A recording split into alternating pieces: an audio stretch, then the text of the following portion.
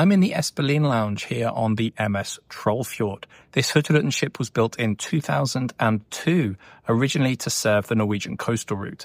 But today it has been refurbed and now serves the North Cape Line and the Svalbard Line, two new Hurtigruten signature voyages here in Norway. Perhaps you're interested in one of these two voyages, or you're just curious about the inside of one of these Hurtigruten ships. Either way, come on board and I'll show you around. First things first, this is not a cruise ship, at least not what most people would think of as a cruise ship. Hurtigruten's signature voyages are cruise-like experiences, but they take place on what is a very fancy ferry, so set your expectations appropriately before you travel.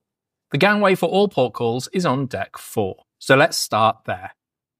A simple scan of your ship's ID card and you enter the reception area, staffed around the clock. In this atrium, you'll find the deck plan, which is pretty easy to get your head around after a day or two, and these impressive lifts. Although, to be honest, I use the stairs to get about the ship on all but a few occasions. Unless you're doing your laundry down on deck 4 and you want to very quickly go and get a whiskey in the observatory bar, it's pretty easy to get around.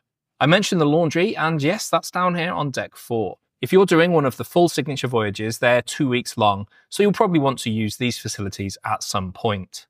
Now let's kick things off by taking a look at the cabins. My thanks to the hotel manager and the reception team for showing me more of what's available on the ship so I could show them to you.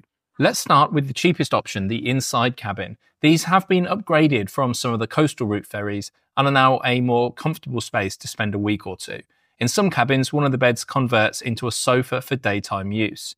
Storage space is limited, but if you're smart in your packing, an inside cabin is a great value way to experience one of these signature voyages. Now, most cabins on Trollfjord do feature a window and therefore natural light, so let's have a look at a few of those. This polar outside cabin featuring this cute puffin design on the carpet is actually one of the older cabins on board. It's located on one of the lower decks.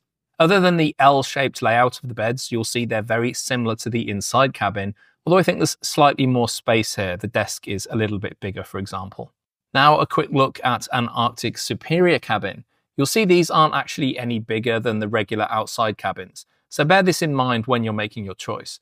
What you are paying for is being located on a higher deck, and as you can see, the cabin is decorated to a higher standard with a little extra storage. Finally, this is an example of one of the Expedition suites. It's actually one of the smallest on board as the others were fully booked, so I didn't get the chance to see those. The big difference here is the sofa and of course the extra space. Bear in mind that the more expensive suites are bigger and a few even have balcony areas. All the bathrooms in all cabin grades were very similar, with shampoo, body wash and hand wash all provided. Now let's take a look at deck 5, which is known as the main deck. You'll spend a lot of time on this deck as two of the restaurants and the lecture hall are all located here. Outside the lecture hall at the front of the ship, there's this interesting display about the history of the coastal route, and one of the 2 tea and coffee stations on board, which is included for all guests on the signature voyages. In the lecture hall, daily information meetings are held in Norwegian, English, German and French, although I think this does depend on the passenger mix on board. Additional talks are also held about culture, wildlife and photography, all delivered by the Coastal Experience team.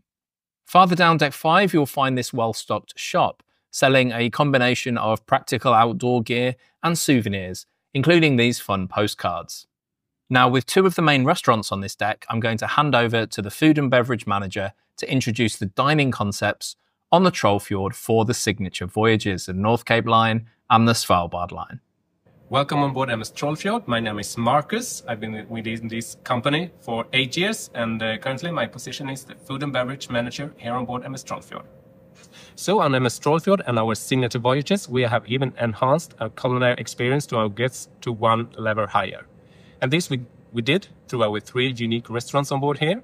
We have our main restaurant, Flora, which is open for breakfast, lunch and dinner for all guests. Here we have a strongly focus of course, Norwegian flora, with all the edible herbs, our local sourced vegetables, and everything which is the cornerstone to what we do in the Norway Coastal Kitchen.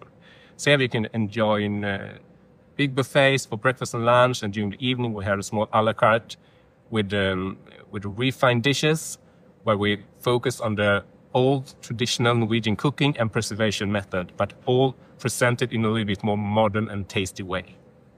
And also included for all guests here on the signature voyage is our brasserie Aran. So you have 2 restaurants included for all guests, and the brasserie Aran is a little bit smaller, rustic, relaxed as was our restaurant. It's actually a tribute to our native people in the Scandinavia, the Sami people. And therefore you can have some rustic, traditional reindeer meat from that culture. So this is a meeting point where you can share your stories, relax, have some taste of really Norwegian good dishes. Both these restaurants are on deck 5, and Marcus will be back later to tell us about the other restaurant. One floor up is the promenade deck, and of course the main feature here is the outdoor promenade that wraps all the way around the ship. This is a feature I absolutely love on all ships, old or new, big or small. This is a great place to get in some steps, but be prepared to be distracted by the scenery, of course. The second main public deck is deck 8, home to the lounges and bars. There's plenty of space to sit up here, whether you're looking for a window seat or simply a place to sit and relax with a drink and a good book. It's also home to the Coastal Experience team. These desks are staffed throughout the day, and the team will help you book excursions or answer general questions about the ports of call. Just around the corner, this information area is helpful when the desk is closed. Opposite here, a small library is on offer with seats and tables for games. There's books in several languages which can be borrowed throughout the cruise. Also in this area you'll find the Espoline Lounge where this video began. This was often a very quiet space on board, so if you want some peace and quiet, this is definitely the spot for you. Now let's return to Marcus, who will tell us about the fine dining restaurant here on deck 8. On the upper deck 8, you can also find our flagship in our whole Norwegian coastal kitchen concept. This is the Arctic fine dining restaurant Rust. So here we are choosing the absolute finest ingredients that we have along the Norwegian coast. We refine them into modern, delicious dishes. So every evening, the chef up here composes a new 5-course dinner for the guests to enjoy. So this is an upgrade for all guests, but all the suite guests have this included. And here you will serve breakfast, lunch, afternoon tea, and dinner, all included for the suite guests. At the front of deck 8, you'll find the 2-tier 1893 bar. I loved the design of this space, with the central bar area maximising the window seating available. During the daytime, this was a popular spot to watch the arrival at ports, and in the afternoon and evening, the bar opened, serving a full range of drinks. There's also a second tea and coffee station here. Hurtigruten's signature voyages are all-inclusive, and there's a good range of drinks included in that deal. Premium spirits and cocktails were extra, but I couldn't resist a couple of cocktails given the elaborate nature of the presentation. It was all good fun. This was a popular place to spend the evenings, and there was even a pianist playing here too, something you don't find on the other coastal route ferries. The bar's seating area continues up to deck 9, and there was often space up here, especially in the daytime. Also on deck 9, but easy to miss unless you spot it on the deck plan, the fitness room and sauna. Now at the back of deck 9 is the main outdoor deck. Just outside these doors is the first large open space. One side of the covered seating area here is the smoking area, the other one is non-smoking. This outdoor space was used for some events, including the food demonstrations by the head chef, held most days in the afternoon or evenings. The Arctic Circle crossing ceremony also took place here. Further back on deck 9 is a much larger open space, perfect for sightseeing and sunbathing if the weather is nice, of course. Because I took the Svalbard Line in September, this space wasn't really used for sunbathing, but it was used for Northern Lights hunting. We were fortunate enough to enjoy several nights of aurora sightings in a row as we sailed around the north of Norway and across to Svalbard. This space was ideal for watching the aurora, and the fact it was only a few steps from the bar made it even better.